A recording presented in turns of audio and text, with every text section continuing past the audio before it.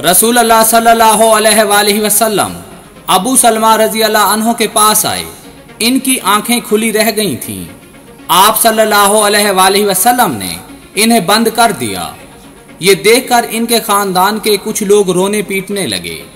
आप सल्लल्लाहु अलैहि वसल्लम ने फरमाया, तुम सब अपने हक में सिर्फ खैर की दुआ करो, क्योंकि जो कुछ तुम कहते हो फरिश्ते इस पर आमीन कहते हैं।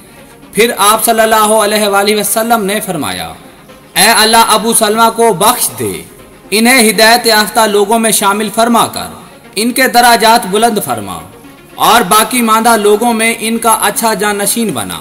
ऐ सारे जहान के पालनहार, हमें और इन्हें सभी को बख्श दे, इनके लिए कब्र में कशादगी फरमा और इनकी कब्र में रोशनी कर दे। अबू दाऊद कहते हैं, तगमीजुल मैयत, आंख बंद करने का अमल रूह निकलने के बाद होगा।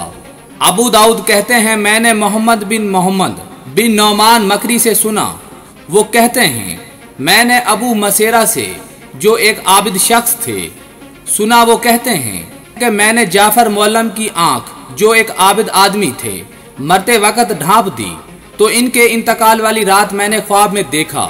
वो कह रहे थे कि तुम्हारा मेरे मरने से पहले मेरी आंख को बंद कर देना मेरे लिए बायस मुशक्कत और तकलीफ रही, यानी आंख मरने से पहले बंद नहीं करनी चाहिए।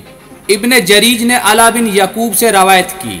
इन्होंने कहा, मुझे मेरे वालिद ने खबर दी कि इन्होंने हजरत अबू हुरैरा रजी अल्लाह अन्हो को कहते हुए सुना, रसूल अल्लाह सल्लल्लाहु अलैहि वसल्लम ने फरमाया, क्या तुम इंसान को देखते नहीं कि जब वो फौत हो जाता है तो इसकी नज़र उठ जाती है? लोगों ने कहा, क्यों नहीं? आप सल्लल्लाहु अलैहि वसल्लम ने फरमाया, ये इस वक्त होता है जब इसकी नज़र इसकी रूह का पीछा करती है। रसूल अल्लाह सल्लल्लाहु अलैहि वसल्लम ने फरमाया, जब तुम अपने मुर्दों के पास जाओ तो इनकी आंखें बंद कर दो, इसलिए कि आंख रूह का पीछा करती है। और मैयत के पास अच्छी बात कहो, क्योंकि फरिश्ते घर वालों की बात पर आमीन कहते हैं।